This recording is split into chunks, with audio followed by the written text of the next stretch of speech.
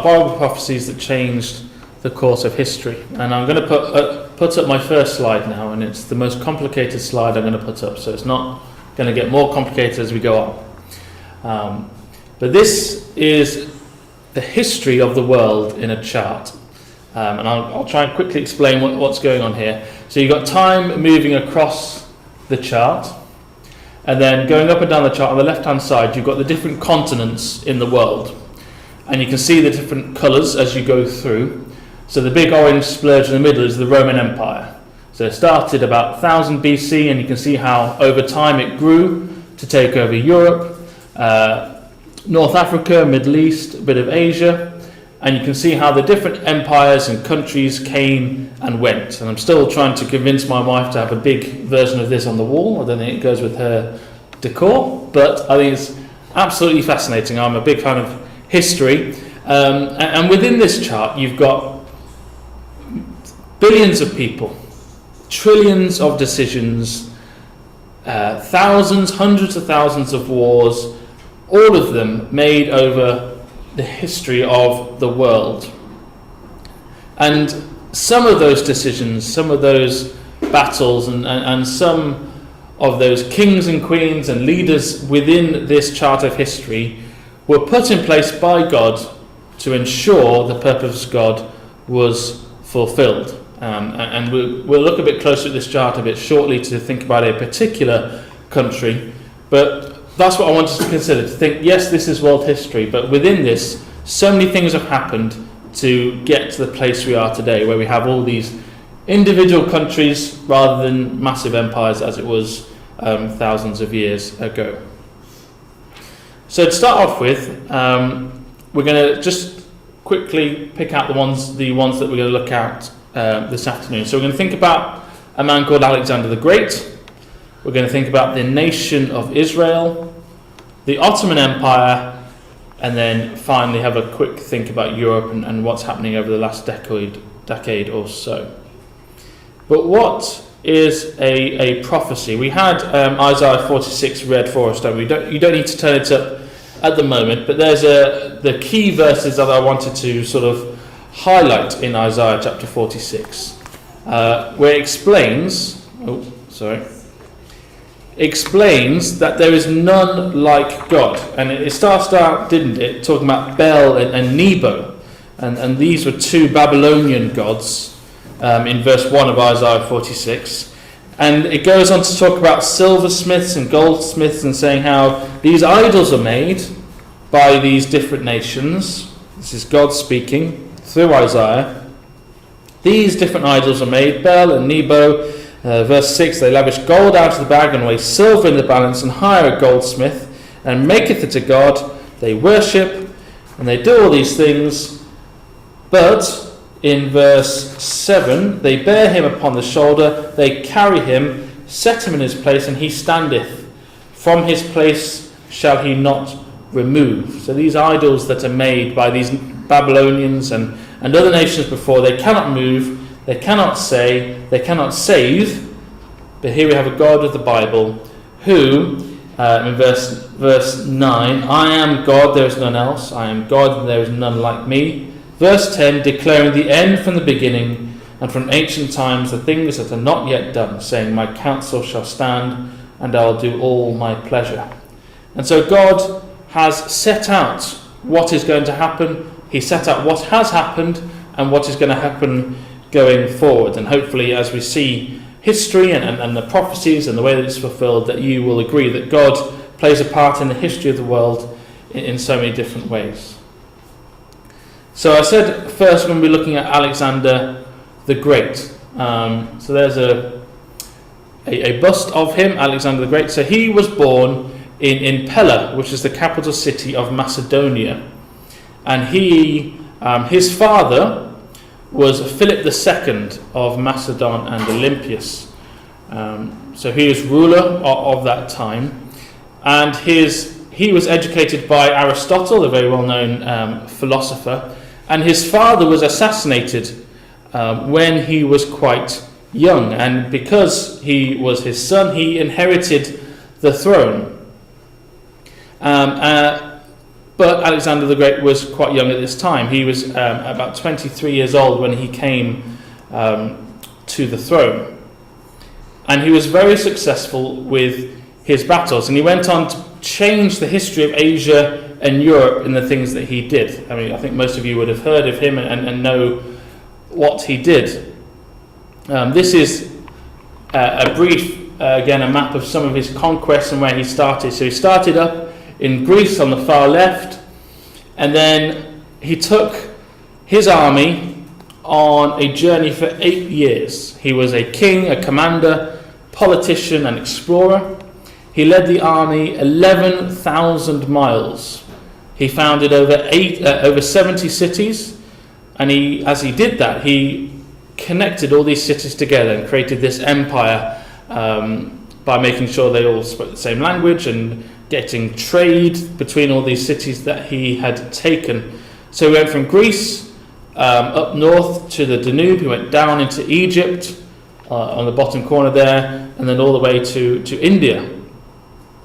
And this was all united, and he made himself king over this area that he managed to get all this power from. And when we think about Alexander the Great, there are different prophecies in the Bible that we as Bible believers and historians have looked at and can quite clearly link Alexander the Great to prophecies in the Bible, because he was such an influential person within the history of Israel and the history of the world. There are prophecies about him. So you can see there. So Daniel 7, Daniel 11, Daniel 8, and Ezekiel 26. But we're going to look at Daniel chapter 8, if you turn there with me, please. Because in Daniel chapter 8, we have a very clear explanation and prophecy about a particular power acting in a particular way. And we've just seen that map of how Alexander the Great did all those incredible things in just 8 years' time, and how much area he was able to cover, and how good he was at doing that, about defeating these cities. And in Daniel chapter 8, when we look at verse 5, so Daniel at this time is in Babylon. He was born a Jew, but he was taken into captivity in Babylon. And when he was there, he had dreams, and he had visions of prophecies that God had given to him, so that we could read them now, and also so that he could tell the Babylonians of the day. So we see in verse 2, I saw in a vision, and this goes through a lot of history, but we're going to look at verse 5. As I was considering, behold, an he-goat came from the west on the face of the whole earth, and touched not the ground.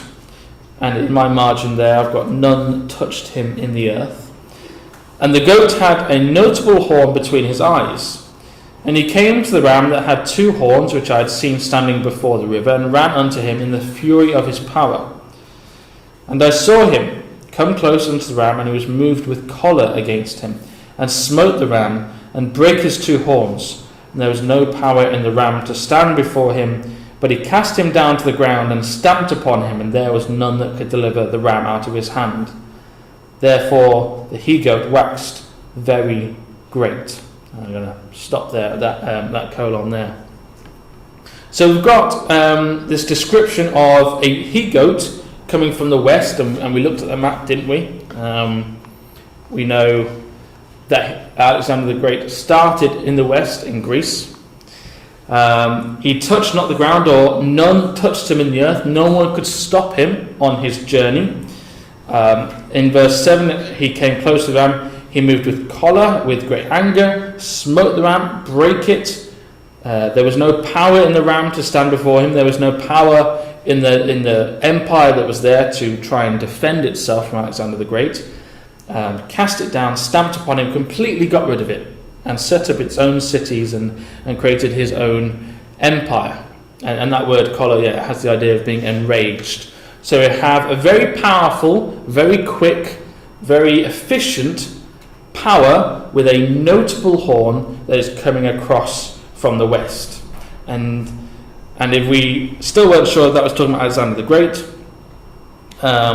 if we look at verse 21, the rough goat is the king of Greece, and the great horn that is between his eyes is the first king, and that is Alexander the Great. So Daniel is told who it is, not by name, but by role and by what nation, and as Bible students and historians can look at that and think, yeah, that's talking about Alexander the Great.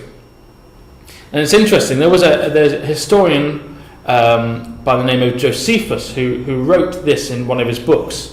When the book of Daniel was showed him, so this is talking about Alexander the Great, wherein Daniel declared that one of the Greeks should destroy the empire of the Persians, he supposed that himself was the person intended, and as he was glad, he dismissed the multitude for present, but the next day he called them to him and bid them ask what favours they pleased of him.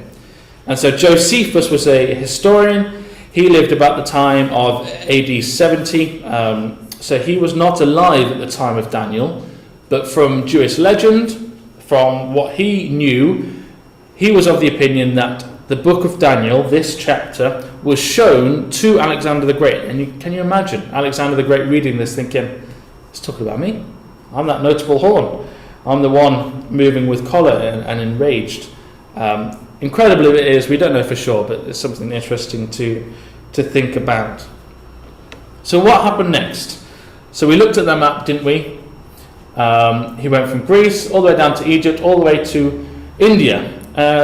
And at this time he was still picking up troops, picking up power, picking up money, and he was ready to take on the rest of the world, I would suggest. He had the means, he had the men, he had the wealth to be able to move on and keep on moving, whether it was up north or further into China or down south into India. He could have moved in any which direction he wanted to. But we stopped midway through a verse, didn't we? Let's carry on in Daniel chapter 8. So, Daniel chapter 8, verse 8. Therefore, the he-goat waxed very great. That's where we stopped. And when he was strong, the great horn was broken, and for it came up four notable ones toward the four winds of heaven. And so there we go. That's how the prophecy ends. He was very strong, he was very quick, very powerful, and when he was strong, the horn was broken. And now four stood up for it, four kingdoms. It says that, verse 22. Now that being broken, Alexander the Great, four stood up for it, four kingdoms shall stand up out of the nation, but not in his power. So, Alexander the Great travelled 11,000 miles, founded 70 cities, with an army that was building and kept on getting wealthier and wealthier, more powerful, and at the age of 33, he died. And there's people have different ideas on how he died, but at a very comparatively young age, he died at the age of 33 after claiming all this land for himself. And after he died, his land was split into four different bits of land between his generals of the army. So we've got Cassander, Lysimachus, Ptolemy, and Seleucus. And it's said in verse 22, but not in his power. And the nation, the empire that he had built, was never as strong as it was before, because now we have four different people vying for power. But it was split into four, just as the prophecy said. And so we've got Alexander the Great. These are just quickly going over what we looked at so far. So we've got the horn on the goat. He took lots of land quickly, and we know from the prophecy that it was a quick and fierce. It didn't last long. Eventually, when he was very strong, it was broken, and then the nation was split into four sections, so four horns. And he died in his prime, and so the horn was broken. So we see there how history was going in a particular direction. History was pointing to the fact that Alexander the Great was ready to take over the world and just keep on moving and keep on going. But this prophecy, hundreds of years before he was around, said when he was at his strongest, that is when he was going to be stopped, because God did not want Alexander the Great to keep on going.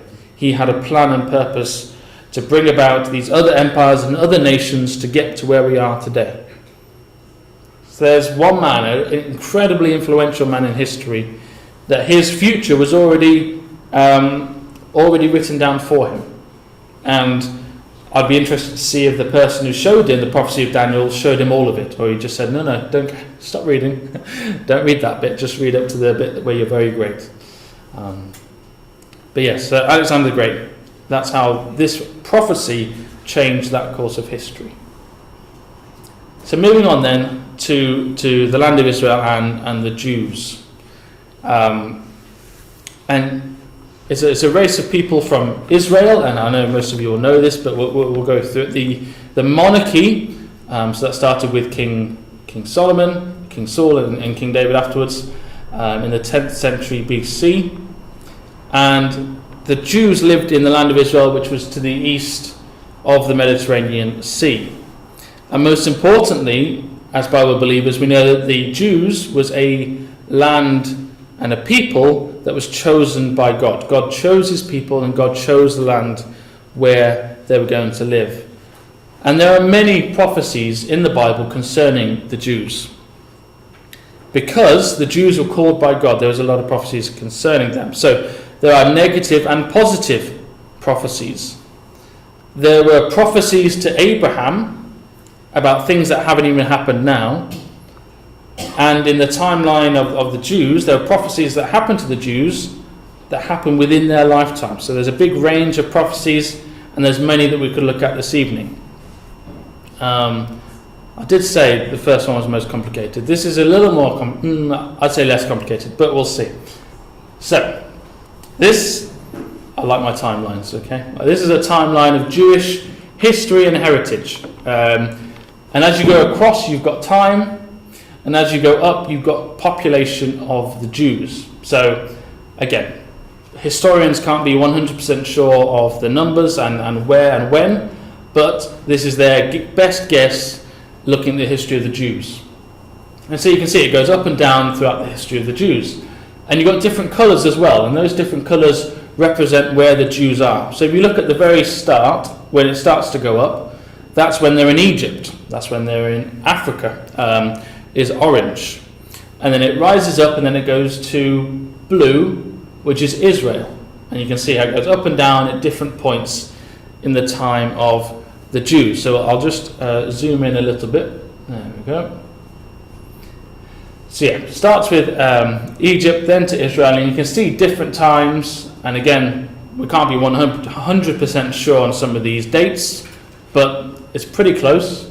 You can see it starts to build, and then the division of the kingdom of Israel and Judah starts to go down. We've got the destruction of the temple, which makes the numbers go down further. And then as it dips to its lowest on this part of the chart, that's when they're taken into captivity by the Babylonians. So let's think about this first part of the timeline of Jewish history. If you could turn with me, please, to Deuteronomy chapter 28. Because like I said, there's lots of prophecies about the Jews. And we're going to look at Deuteronomy 28. We'll start in verse 64.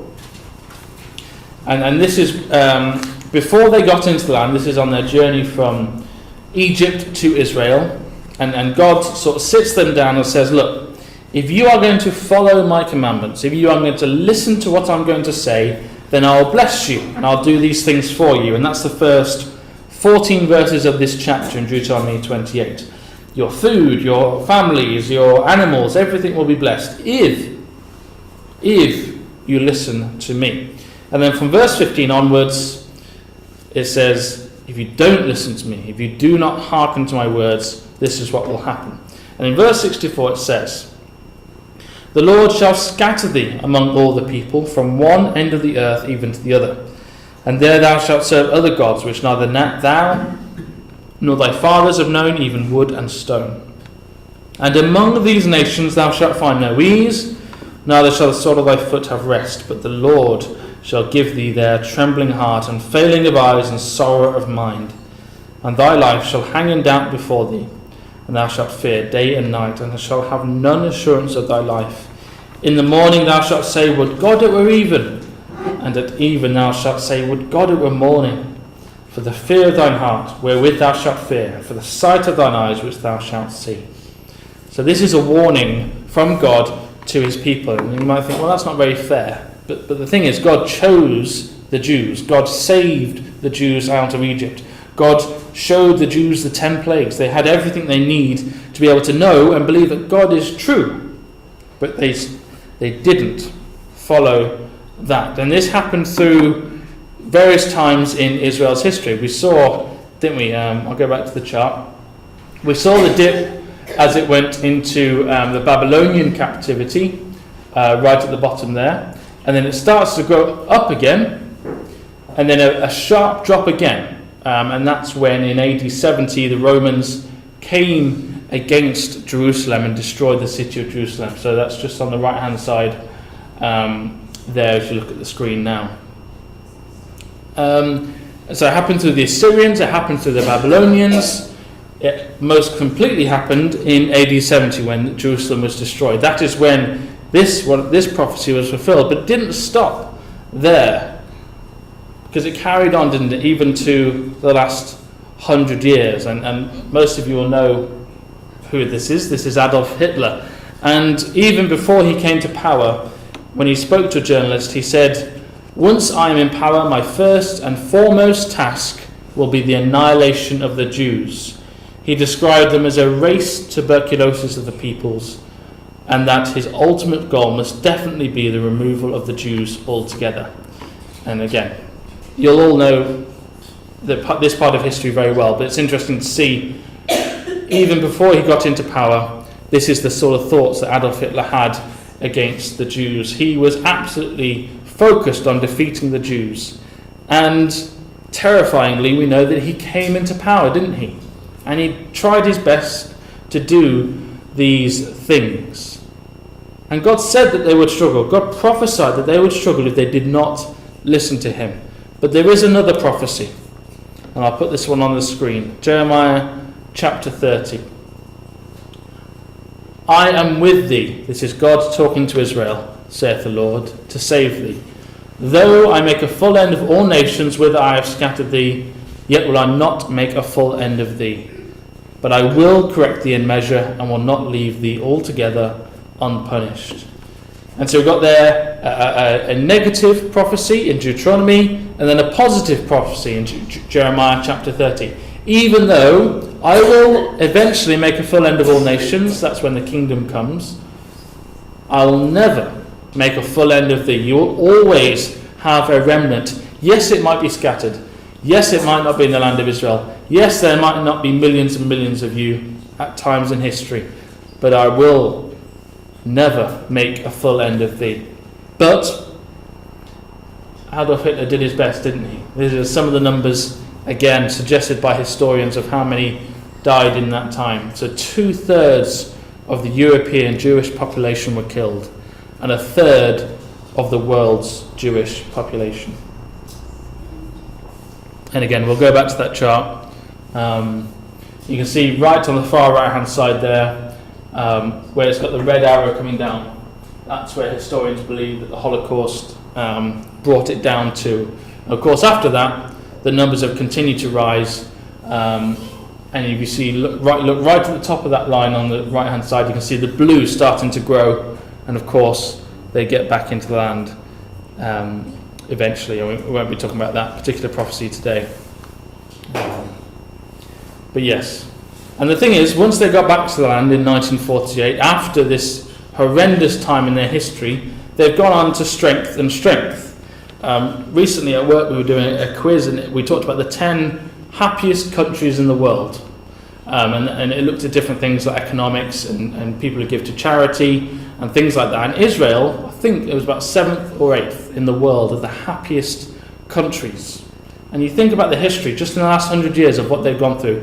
Incredible. And like I say, they've gone on to strength to strength. So as of 5 years ago, Nobel Prizes have been awarded to 900 individuals, about 200 of them were Jews. So 22.5% of all Nobel Prizes given out were to Jewish people, even though they make only 0.2% of the world's population. And there's some pictures of them down there. Don't ask me who they are, apart from the bottom left. I know him, Albert Einstein. But the rest, obviously, incredibly successful people considering their history, and making up a large portion there of Nobel Prizes. That's it, just a bit more zoomed in again, and you can see the blue starting to grow here as they go back to the land. But this is just a PDF online, so if anyone would like a link afterwards, please let me know. But yeah, there we go. So 2 prophecies. One prophecy was saying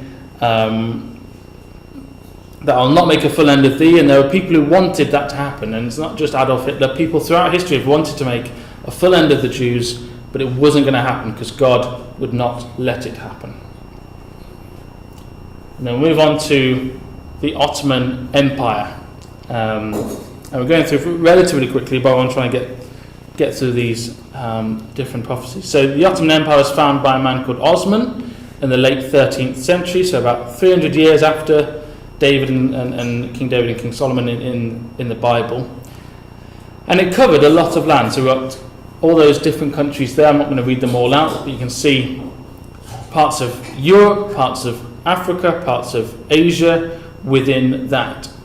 And it got its wealth from trading things like silk and rhubarb and porcelain, and it was able to get a very big trade route. And it's interesting, just an interesting fact, that so the Sultan of the Ottoman Empire would sleep in a different room every night in fear of being assassinated. So they'd never spend one night in the same room. They're constantly moving. Doesn't seem like a fun life to me, but that was what they had to go through. Now, let's think about the Ottoman Empire and Bible prophecy. Can you please turn with me, please, to Revelation chapter 16, verse 12. And the Revelation is a continuous historic record from the time of Christ all the way through to today's, to what's happening today. We're not going to go through it all. We're just picking out one verse in verse 12. So it says in verse 12, the 6th angel poured out his vial upon the great river Euphrates, and the water was dried up, that the way of the kings of the east might be prepared. And you can look before and after that verse, and there's a lot of symbolism and different ways that God has left this record for us, that we might be able to try and understand what it's talking about. But we're concentrating on verse 12, where it talks about the great river Euphrates. And we talked about some of the countries that the Ottoman Empire were in charge of. You can see North Africa, Europe, and Asia as well. But and when you look at the river Euphrates, it goes from the Persian Gulf all the way up into Turkey. And so because the Ottoman Empire was in charge of the land that they had was in the river Euphrates, again, Bible students have identified this verse about the Ottoman Empire, that this great river Euphrates is representative of this Ottoman Empire that had come about. So it talks about there that it will be dried up, and I said how powerful it was and how many nations it managed to take over using its trade to be able to get as powerful as it did. But it says here it was going to be dried up, and hopefully this will work.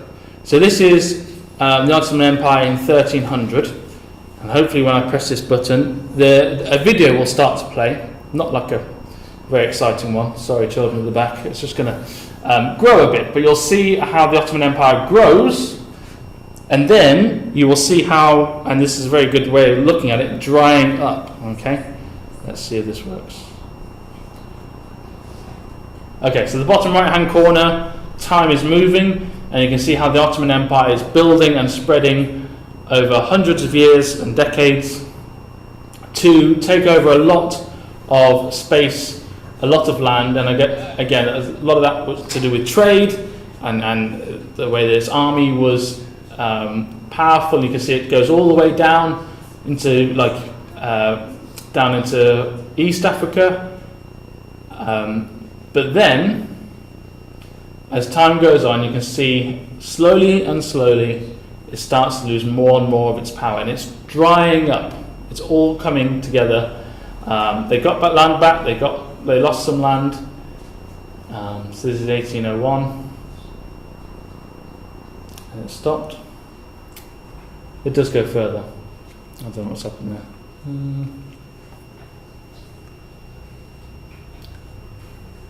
Well, we're not going to watch it all again, but eventually, I think it's about 1912 it finishes. 1912 it finishes where it goes to just the land of Turkey as we know it now. But you saw how big it got in its time, and lots of different factors were involved in the shrinking of the land. It was the Industrial Revolution, and they were just behind the times.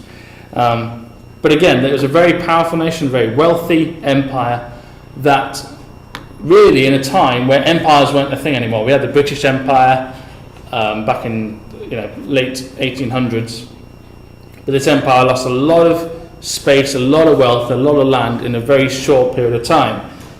And this is all done in verse 12, that the way of the kings of the East might be prepared. Here we go. Sorry. Right, 1801. This is the next part of the video.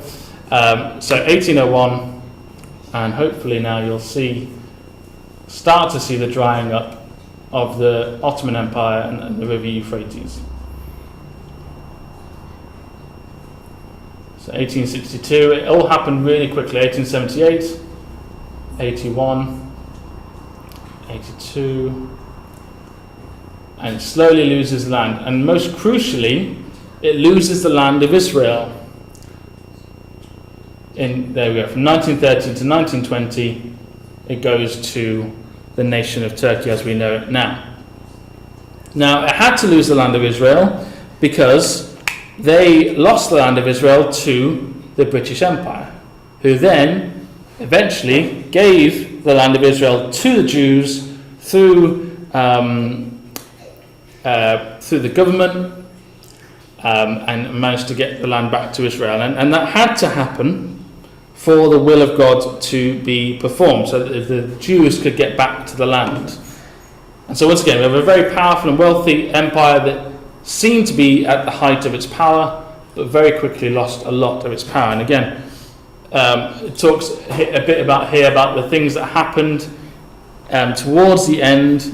Like I said, the Renaissance and the Industrial Revolution, the Ottoman Empire was not prepared for these changes that was happening in Europe. They lost the Holy Roman Empire. There were revolts in Greece, 1830 and 1878. Romania, Serbia and Bulgaria declared their independence, and they just lost and lost and lost. They were behind the times when it came to the things that they were doing. And in 1912, 1913, they lost nearly all of their territories in Europe.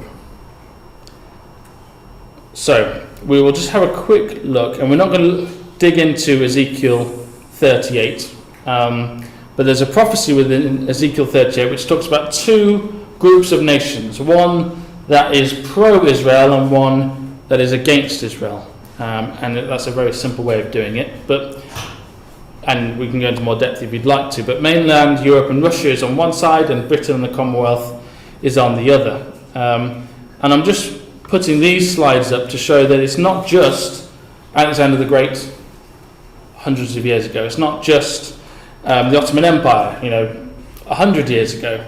We're talking about things that are happening within the last 10 years, because it's sort of gone out of the window now, hasn't it, Brexit? We're not talking about it as much. But we know, don't we, that Britain left the EU, which pointed forward. Ezekiel 38 showed that sort of split of opinion was going to happen, and this paves the way for that to happen. We look at news stories over the last, again, 5-10 years, between Russia, and there are certain nations that we think as Bible believers will be with Russia when it comes to Russia invading the land. And again, within the last, was it a couple of months ago where we had the year advent of Russia entering Ukraine and the awful things that are happening there still this many years after, and we can see Russia is flexing its muscle as it's going further and closer to Israel. And that's to show that these prophecies that we're looking at is not just in history, but it is also happening right now as well. And these prophecies all seem quite negative, but they're also prophecies about the kingdom. We had a reading, if you do your daily readings, if you turn with me to Luke chapter 21, we see there that Jesus talks about what it's going to be like before the kingdom comes. So Luke chapter 21, verse 25. There shall be signs in the sun and in the moon and in the stars, and upon the earth distress of nations with perplexity, the sea and the waves roaring, men's hearts failing them for fear, and for looking after those things which are coming on the earth, for the powers of heaven shall be shaken. And we think about, maybe 5 years ago, we think, yeah, it's a pretty stressful time for everyone at the moment, you know, it's pretty negative and lots of things are happening on. And then you think of what's happened in the last 5 years as a world, as a nation of Great Britain, everything. All the natural disasters that have happened, all the wars, and of course COVID and things like that, people's hearts are failing them for fear. And so these prophecies that we're looking at that have been fulfilled in the past, it's nice. Okay, wow, that's pretty incredible that the Bible was able to say that Alexander the Great was going to be very powerful, but stop all of a sudden. And that the Ottoman Empire was going to dry up, and that the Jews were going to be persecuted, they were going to be scattered, but they would never be totally destroyed. And we think, okay, well, that's interesting, and that can help us to believe that the Bible is true. But when we have prophecies like these, and that we know, as Bible believers, we pray that the kingdom will come, and it will happen when these things happen. And we keep on thinking, well, men's hearts are always failing them for fear, but even more so now than ever. And it's only going to keep on going in this direction. And so now is our time to act on these prophecies, and to act before we see the Son of Man coming in a cloud with power and great glory, because by then it will be too late. So let's use this energy, let's use this excitement, let's use this information we know about the Bible to change the way that we live, so when he returns, he might say to us, well done, thou good and faithful servant, enter thou into the joy of thy Lord.